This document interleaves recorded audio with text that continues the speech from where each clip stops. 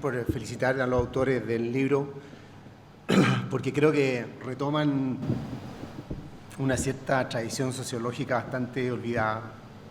Por una parte, esta pretensión de una interpretación holística de eso que algunos todavía llaman sociedad, pero muchos cuestionan que realmente exista algo con ese nombre.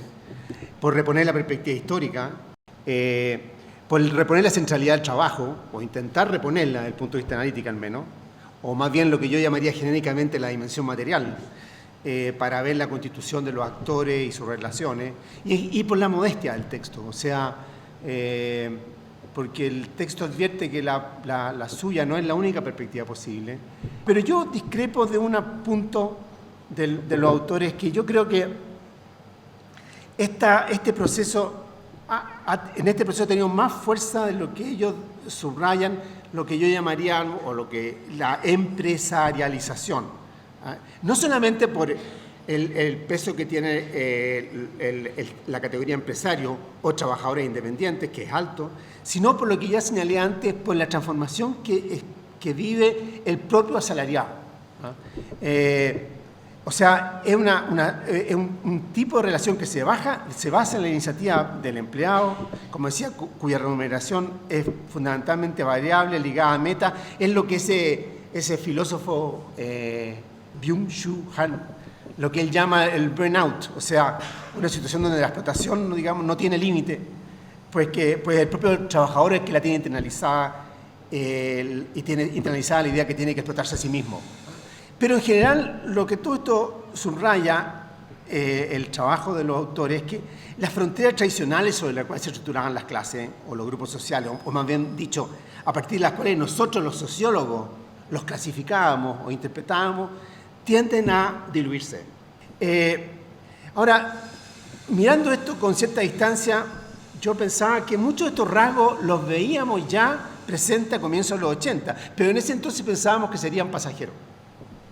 Que volveríamos, en cierto modo, a lo que fueron el tipo de agrupaciones o de clases sociales previas al 73, pero estábamos equivocados. Yo creo que lo que hacen Ruiz y Bocardo, digamos, es que estos cambios fueron mucho más durables, han tenido, de hecho, mucho más permanencia histórica y confirman que mirarlo bajo los anteojos de lo que fueron las categorías con que entendimos la sociedad chilena del periodo nacional popular sirve de poco. En cierto modo, como que este libro cierra ya la puerta definitivamente y le pone la cerradura a la intención de seguir viendo en la sociedad chilena, seguir entendiendo la sociedad chilena actual o seguir viendo en la sociedad chilena actual la reaparición de los fantasmas de la sociedad del pasado.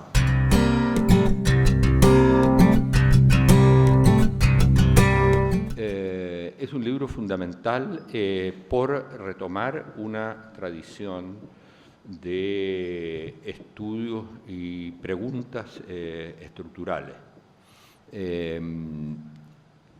La tesis central del libro, como yo lo veo, y aquí cada uno lo lee desde su propia perspectiva, es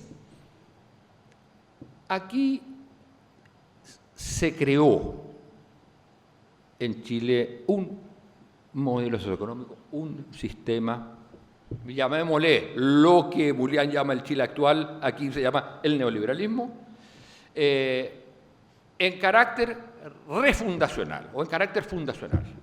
Se creó un nuevo modelo socioeconómico que avasalló, socioeconómico y político, que avasalló el entramado estatal nacional popular, lo que llamaríamos la matriz estatal nacional popular. En mis términos, bueno, el modelo neoliberal lo que hace es hacerlo estallar Pero más importante que eso, no es que solo lo haga estallar, sino que funda otro, lo reemplaza por otro, que tiene su mecanismo de reproducción, que tiene sus fórmulas, digamos, de defensa. Es una estructura, no es una transición, es un modelo de capitalismo nuevo. Y lo interesante es que los autores lo señalan varias veces. Esto no se logró hacer en ningún otro lugar de América Latina.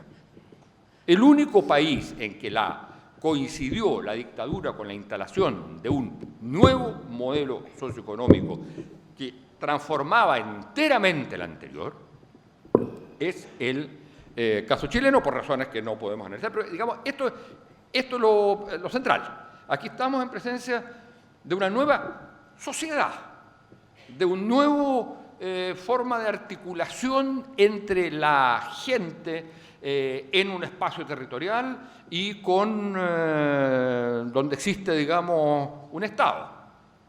En términos estrictos, se trata de una nueva sociedad, no de la desaparición de la sociedad. Eso no se logra hacer siempre, en este caso sí lo hay. Entonces lo que se trata de analizar ahí es cómo son las clases sociales en este modelo. Hay una transformación del empresariado. A mi juicio, lo más interesante en la transformación del empresariado es que es, por primera vez, clase motora del desarrollo. Porque lo que señalan los autores, lo que siempre se ha señalado, es que el empresariado era subordinado al mundo estatal político mesocrático, con lo cual trataba de algún modo de adaptarse.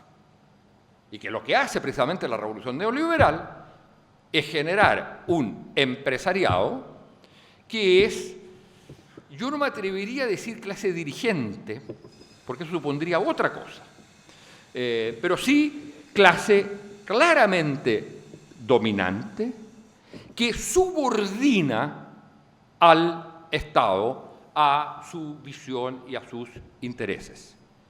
Digamos que el motor de este modelo es el empresariado, no lo había sido en toda la historia del siglo XX chilena. Eso es nuevo. Se trata de un empresariado básicamente no productivo, de tipo especulativo y enormemente concentrador. Entonces, mi impresión en que malestar y ciudadanía empoderada son teorizaciones que tratan de evitar el gran tema político de este país. Y es que este país, a diferencia de otro, fue construido de cierta manera desde la dictadura, corregidos algunos de sus aspectos por las coaliciones gobernantes, mejorando sin duda la calidad de vida de la gente, pero el país como comunidad ético-histórica desapareció. Y entonces la pregunta es, ¿cómo? Y eso solo se reconstituye a través de la política. El libro a mí me sume en la más profunda de la tristeza. Y frente a eso, confieso, Rodrigo, aunque lo tomes a la chacota, que no me queda otra, y con más razón que nunca, que decir Asamblea Constituyente. Nosotros partimos de la base, claro, que la intensidad, la hondura de la refundación capitalista en Chile prácticamente no tiene par en la región, incluso a cierta escala universal. Chile es ícono en ese sentido, digamos, ¿no? El registro que se hace en los 80 por los autores acá tiene que ver de alguna manera también con advertir la posibilidad del carácter social de la transición, del proceso político que venía hacia adelante, de la resolución de la crisis nacional. Tenía muchos nombres en ese momento, ¿no? Estamos hablando de primera mitad de los años 80, cuando se empiezan a hacer estos trabajos y ya su publicación recién a mediados, ¿no? Y el balance que se hace, yo había traído los libros con que los primeros trabajos que ellos empiezan a hacer, que no están publicados en ese libro, es bastante desolador. Traía unas frases aquí de Javier Martínez, pero para no alargar, el tema es el siguiente, o sea, se dan cuenta que lo que prima es un proceso de desarticulación social, de pérdida de precio estratégico de la clase obrera, se decía en ese momento, etcétera, enorme, con el cual enfrentarse al proceso de transición. A mí me parece que en ese sentido, adelanto un criterio, al apelar a una identidad de la gente, no solo es un problema de integración, creo, Eugenio, sino que también es una apelación al ciudadano con abstracción de su carácter social. ¿Qué es lo nuevo entonces? Y esa es la idea del libro, aproximarnos a este panorama social nuevo, ¿no? Y qué tensión empieza a plantearle a una institucionalidad que no está ni fue concebida para darle cabida. Entonces aquí, y un poco a la Ulrich Beck si quieren, el problema es el desborde de lo político. Más allá solamente simplemente el malestar. Y por lo tanto es una tensión que compele a una redefinición de lo político. Es decir, a la posibilidad de que lo político empiece a representar intereses sociales distintos a los que ahora, hasta los que ahora ha excluido sencillamente, ¿no? Y hay por lo tanto una compulsión por redefinición de lo político, que lo podríamos entender como asamblea constituyente y como muchas formas más, digamos, ¿no?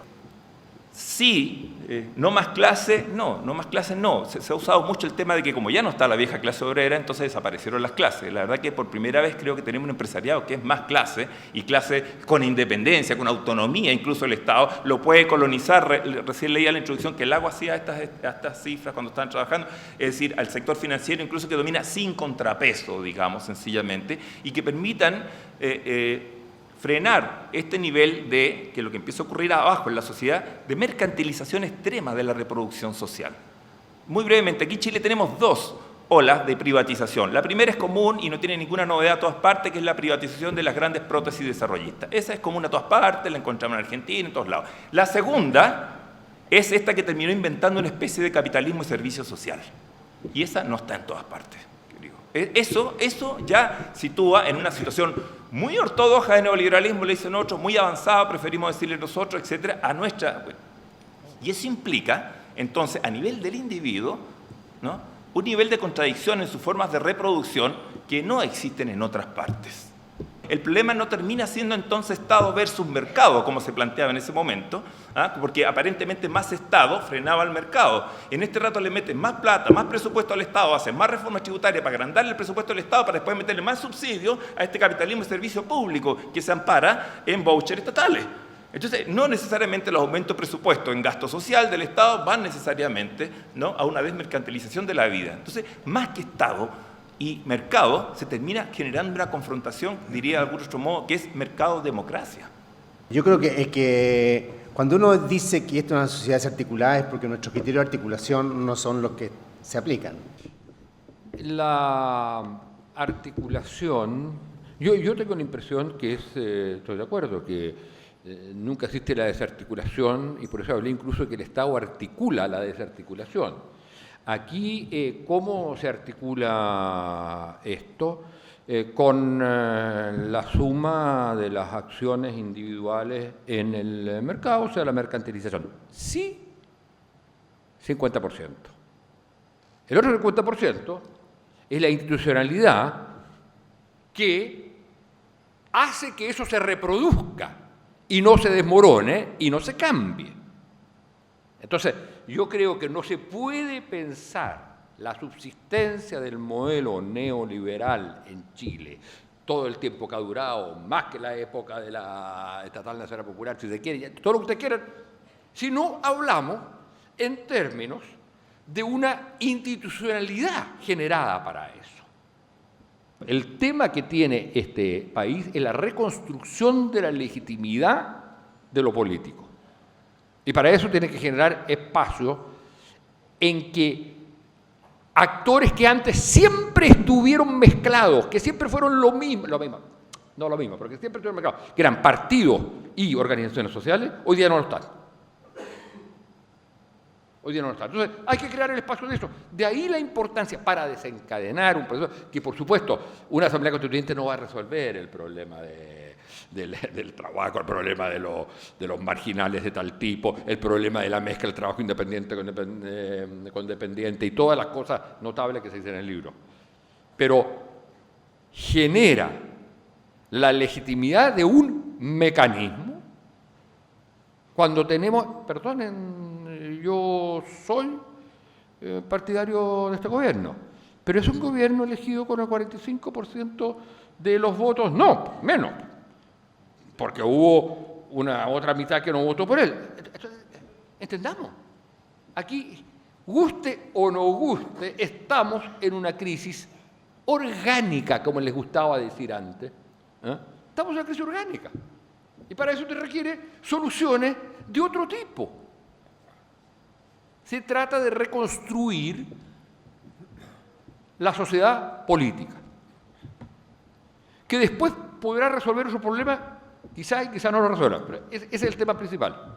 Y no veo otra manera, no veo hoy día otra manera que un proceso de movilización que termine en una forma institucional legitimada de resolver el conflicto y fijar nuevas bases de la República.